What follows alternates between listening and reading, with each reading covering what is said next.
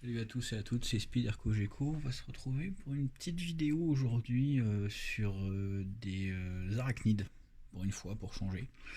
Habituellement, vous me retrouvez sur des dendrobates ou sur du gecko, mais aujourd'hui, je reviens un peu à des premiers amours que j'ai eus par le passé, qui sont des arachnides. J'ai déjà eu pas mal d'espèces. Aujourd'hui, j'ai arrêté un petit peu depuis un petit moment. Et j'ai décidé de reprendre une petite espèce d'arachnide. Alors pour le coup, celle-là a une particularité, c'est qu'il ne nécessite pas de CDC, il n'y a pas besoin de certificat de capacité. Tout le monde peut en avoir chez soi. Elle ne présente aucun danger, donc on peut y aller tranquillement. Même si vous êtes phobique des araignées, il n'y a pas de, il n'y a aucun danger. Cette araignée Philippus regius, c'est une araignée qui vit aux US. Bon, il y a plein d'autres vidéos ou plein de fiches sur internet qui vous en apprendront bien plus que ce que je pourrais vous dire en quelques minutes. Je vais pas revenir sur le nom latin ou leur ordre ou leur classe, etc. C'est une araignée qui m'a été fournie à la ferme Trop, hop là, par Karim. Voilà. Donc aujourd'hui, c'est une araignée. Alors, je sais pas si on va arriver à bien la voir. Là, vous allez voir la face ventrale. Voilà. Donc aujourd'hui, c'est une araignée qui vit dans une boîte à grillons, tout simplement. Alors, dans la boîte à grillons, quand je l'ai eu, il y avait juste la terre et puis une petite fausse plante. Bon, moi, évidemment, j'ai mis de la mousse à l'intérieur et de la sélaginella parce que je voulais avoir quelque chose d'un un petit peu plus cool pour elle, même si c'est juste un habitat temporaire. Donc du coup, j'ai réalisé un terrarium qu'on peut voir juste derrière ici. Hop là, je vais faire la mise au point. Voilà. Donc c'est un terrarium qui fait 20 cm de large, 20 cm de profondeur et 30 cm de haut. Ce terrarium est un terrarium à guillotine. Terrarium à guillotine, ça veut dire que vous allez avoir une vitre qui est sur le côté ici, là vous voyez, qui est une vitre qui va rentrer et sortir. Il n'y a pas de système de porte. Pourquoi? Parce qu'en fait, tout simplement, on peut se retrouver avec des écarts, avec les portes entre les deux écarts. Et vous imaginez bien que sur une bestiole qui est aussi petite que ça, elle s'en irait tout de suite. Toutefois, malgré tout, le fait que ce soit un terrarium à guillotine, ça c'est une collection qui vient de chez Truffaut, qui s'appelle Aquavie. C'est un terrarium que j'ai payé 25 balles. Pour information, ce terrarium présentait un défaut. Entre la porte et le capot, le couvercle, il y avait 5 mm d'écart. Donc du coup, j'ai dû tout découper en haut, tout redécaler, puisque j'avais suffisamment de verre qui mordait sur les rations derrière. Et donc en fait, j'ai décalé mon verre pour le remettre à fleur de la vitre. Bon, c'est un peu fastidieux à faire, je vous avoue, mais c'est pas mal, et puis ça permet de bricoler un petit peu. On est en confinement en ce moment, donc j'ai un peu de temps, on va dire ça comme ça. L'idée a été de faire un terrarium avec du liège. Donc ça c'est du liège en branche. C'est pas forcément le plus simple à trouver, mais c'est celui que je préfère en tout cas, parce qu'il y a encore le bois à l'intérieur du liège. Ça permet donc du coup tout simplement d'avoir des petites décos. Alors celle-là elle est fixée au silicone, tout bête. Et donc du coup j'ai remis des petits morceaux. Les troncs, enfin le tronc derrière, parce que ce n'est qu'un seul tronc en fait, a été coupé en deux dans la longueur, puis un des deux morceaux a été coupé pour faire les angles. L'idée de ça a été aussi de filmer le terrarium. Vous voyez que le terrarium est noir. C'est du film plastique Venilia que j'ai installé. Pourquoi j'ai fait ça? Parce qu'en fait la Fidiliepus se prête particulièrement bien au jeu des photos. Alors j'ai pas un appareil photo de compétition pour faire mes vidéos sur YouTube, mais je peux vous montrer ce que ça peut donner, j'ai envie de dire de façon classique avec un bon réflexe numérique. Voilà, donc avec un bon réflexe numérique sans trop se prendre la tête, vous allez arriver à sortir des images comme ça. Ce qui est quand même pas mal. Et ce qui vous permet de voir un petit peu mieux la bestiole. Ça c'est la mienne, hein. C'est vraiment ma Fidi qui est juste là. Là, comme je vous le disais tout à l'heure, vous avez la face ventrale, elle est en train de manger une mouche. La mouche, elle est encore dedans. Et là. Donc du coup on va la transvaser, on va la mettre dans son nouveau terrarium.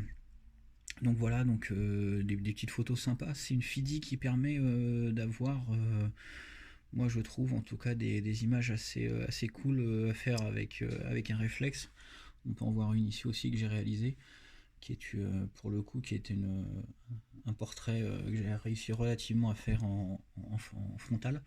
L'idée de ce terrarium là, donc du coup je vous parlais du Venilia, c'est que ça va permettre de faire des beaux fonds d'écran pour les macros. C'est-à-dire que comme je vais aller taper des photos normalement assez sympas avec cette petite araignée, l'idée c'était d'avoir un fond relativement propre et neutre.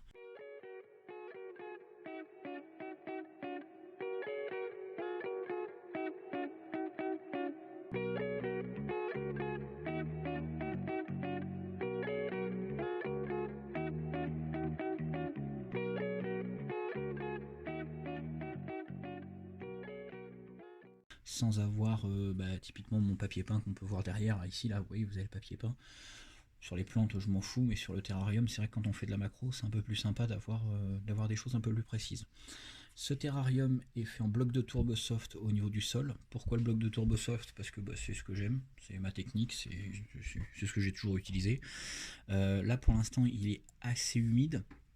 Dans le temps, il va sécher un petit peu plus, puisque c'est pas une bestiole qui vit de façon tropicale, ça vit en Floride, même si ça vit quand même dans des endroits je veux dire, un peu humides.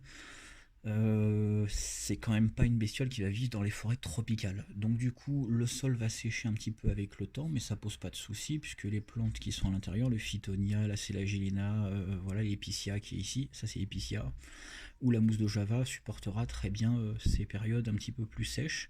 Faut arroser tous les 2-3 jours, 3-4 jours, ça dépend en fonction du moment. J'ai installé des Tillandsias aussi dans le terrarium qui sont ce qu'on appelle des filles de l'air. Ce sont des plantes qui n'ont pas besoin, qui n'ont pas de racines tout simplement. Alors on peut les coller avec un peu de silicone ou alors on les fait tenir en les calant. Et donc du coup, tout simplement, on va aller placer l'araignée dans sa petite boîte pour qu'elle découvre son nouveau monde. Hop là. Donc je vais me munir de mes petites baguettes en bambou. C'est traditionnel chez moi ça. C'est ce qui va me permettre de la pousser dans le terrarium sans poser le moindre problème, sans poser le moindre risque.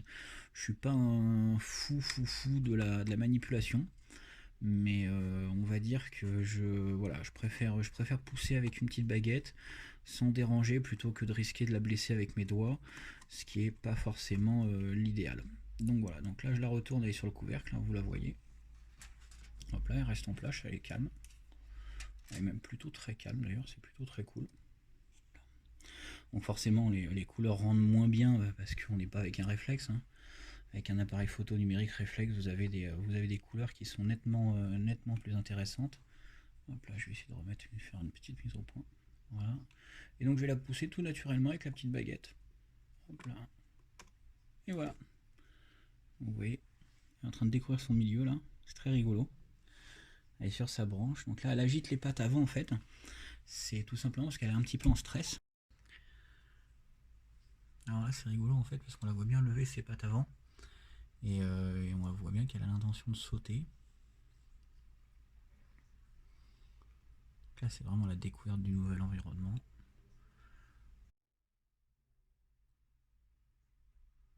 Hop là, lève les pattes avant.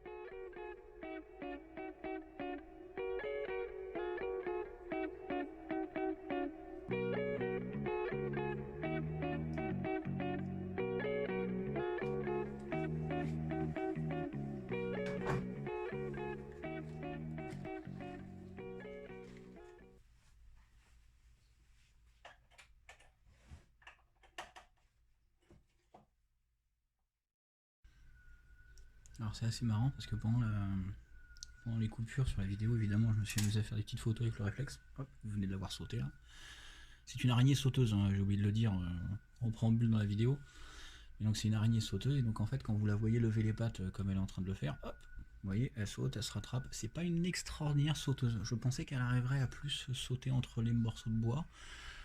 Je sais pas si c'est parce qu'elle est pas super bonne sauteuse ou si c'est parce que tout simplement elle est peut-être un peu jeune. J'ai essayé de décaler pour que vous arriviez à mieux voir ces espèces de petits sauts qu'elle est en train de faire. Je pense en fait tout simplement qu'elle veut passer de branche en branche. Alors elle est jeune, en même temps elle n'est pas adulte.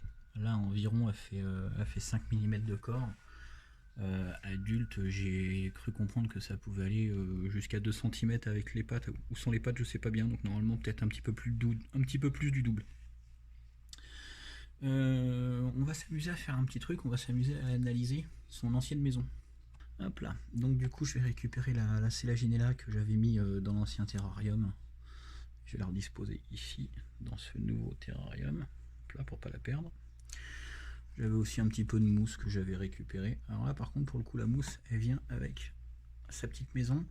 Alors c'est une espèce qui tous les soirs, enfin sauf si elle peut réutiliser celle de la veille, mais qui va se faire une petite maison, va se faire un petit endroit dans lequel elle va tisser une toile d'araignée pour se créer un petit cocon pour passer la nuit tout simplement. Alors j'ai l'impression, en tout cas chez moi elle le faisait, elle trouve c'est un petit peu son refuge en fait. Et donc d'un point de vue un petit peu moins glamour pour le coup là, ça va être les résidus de bouffe qu'on va retrouver dans les boîtes. Donc là c'était une grosse mouche que j'avais réussi à capturer dans la maison. Vous voyez elle est toute emballée dans un cocon.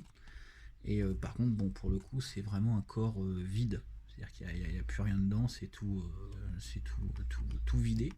Puisqu'en fait le but de l'araignée est de venir prendre et mordre avec ses chélicères, donc c'était deux crocs à l'avant, mordre, injecter un liquide digestif et tout simplement aspirer l'intérieur de sa proie. Donc voilà, donc ça c'est les résidus. Hop. Et pour ce qui est des drosophiles, donc j'en avais quelques-unes que j'avais oublié de retirer. En fait, ça fait des petits tas comme ça. Alors c'est des petits tas de cadavres de droso qui sont évidemment à nettoyer. Dans la boîte, je l'avais pas forcément fait. Je m'aperçois en fait qu'il y en avait quand même un petit paquet, donc elle avait bien mangé mes mères quand même. Elle avait quand même bien mangé dans l'ensemble. Je suis très surpris d'un truc, en tout cas, c'est du calme de la bestiole. Depuis tout à l'heure, elle est sur son petit tronc. Je vais essayer de refaire une mise au point. Elle est juste là. Alors je me sers de ma petite baguette en bambou, tout délicatement pour la faire bouger, comme ça. Vous voyez, hop, et voilà. Et là, on peut même la reprendre, et on peut même l'aider à remonter normalement. Donc là c'est rigolo parce qu'elle est au sol et on voit bien que c'est pas... Ah, elle a repris son fil pour remonter, super.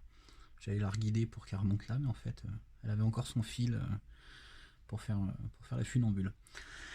Qu'est-ce que je voulais dire? Oui, elle est très calme. Donc vous voyez, même en la guidant avec la baguette, tout se passe vraiment à merveille. C'est pas un animal qui va venir vous sauter dessus ou qui va vouloir sortir de son terrarium. En tout cas, la mienne n'est pas comme ça. Pour l'instant, alors ça c'est une femelle, on la voit parce qu'elle est très colorée. Les mâles sont essentiellement noirs. Je vais peut-être essayer de lui faire un pont entre les deux. Non, tu veux pas. Tu veux pas passer entre les deux? Bon, je pensais que tu voulais passer entre les deux. Voilà, l'idée en tout cas c'est d'avoir une bestiole qui est très calme, qui ne s'agite pas, qui ne veut pas sortir, et ça quand on a des enfants, quand on veut faire de l'observation de la bestiole, je trouve ça absolument génial.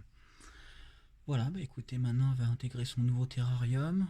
Je vais pouvoir balancer la vieille boîte, dans laquelle il n'y avait pas grand chose de toute façon. J'espère qu'elle va bien se nourrir.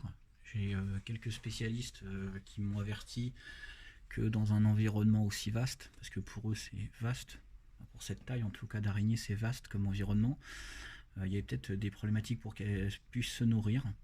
Je vais être particulièrement vigilant là-dessus en espérant qu'elle se nourrisse bien et que tout se passe bien. En tout cas je suis bien content du résultat de mon travail parce que ça permet d'avoir un petit terrarium à araignées, mais quand même très déco, c'est-à-dire qu'on n'est pas un truc avec deux morceaux de tube en plastique, etc. Je suis pas contre les gens qui font ça, attention, hein. C'est quand vous en avez 20, 30, je me doute bien que vous pouvez pas avoir 20 ou 30 terrariums comme ça. Mais je voulais vraiment essayer de faire un truc un peu déco pour cette variété d'arachnides. Récemment, on a, fondé un groupe avec une bande de copains qui s'appelle youplant.frog. Donc le groupe a pour but de partager tout ce qui est tropical, etc. Donc toute votre passion tropicale des plantes,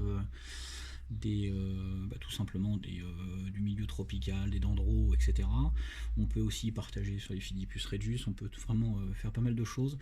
Dans ce groupe, j'ai conçu tout simplement des posts sur lesquels vous allez avoir une liste des fournisseurs qui va vous permettre d'accéder tout simplement aux principaux fournisseurs européens, que ce soit des fournisseurs de dendros, des fournisseurs de plantes, des fournisseurs de matos, etc. On essaye de faire un truc un peu intelligent. Alors, je vois que depuis tout à l'heure, elle a décidé d'aller chercher là-bas, mais elle n'arrive pas à franchir l'espace entre les deux. Je vais voir si je peux pas l'aider. Un mistinguette. Ça t'as bien compris par contre qu'il fallait que tu bouges quand tu vois ça. C'est bien. Tu montes dessus. Hop là. Allez. Tu vas explorer, tu fais quoi? Non, tu remontes vers ma main? Bah décidément. T'es où? Ah t'es devant. Je veux pas te voir devant. Je veux pas la voir devant sur la glissière parce que si je referme le terrarium, je préférerais qu'elle soit derrière. Parce que devant c'est un peu dangereux. Sachant que je ne veux pas du tout qu'elle sorte. Viens là, ma mère, viens. Remonte sur ma main. Voilà. Hop. Allez, retourne dans l'autre sens. Allez, repart. Oui, c'est quand même une poule, hein. Hop. Voilà, donc bah, c'était ma petite vidéo pour la mise en place de ma Philippus Regius dans son terrarium. Je suis particulièrement content. En tout cas, on la voit super bien. On la voit super bien aussi tenter d'aller explorer. Et elle n'y arrive pas vraiment. Ça, je pense que ça va se faire avec le temps. Elle va apprendre les distances, le saut, etc. Sachant qu'elle est encore juvénile, je pense qu'il y a des petites choses à apprendre. Donc voilà, bon bah écoutez, je suis toujours ravi de partager avec vous ce genre de petits moments. Je vous dis à très très bientôt, c'était Spider Cogeco. À bientôt, ciao, bye.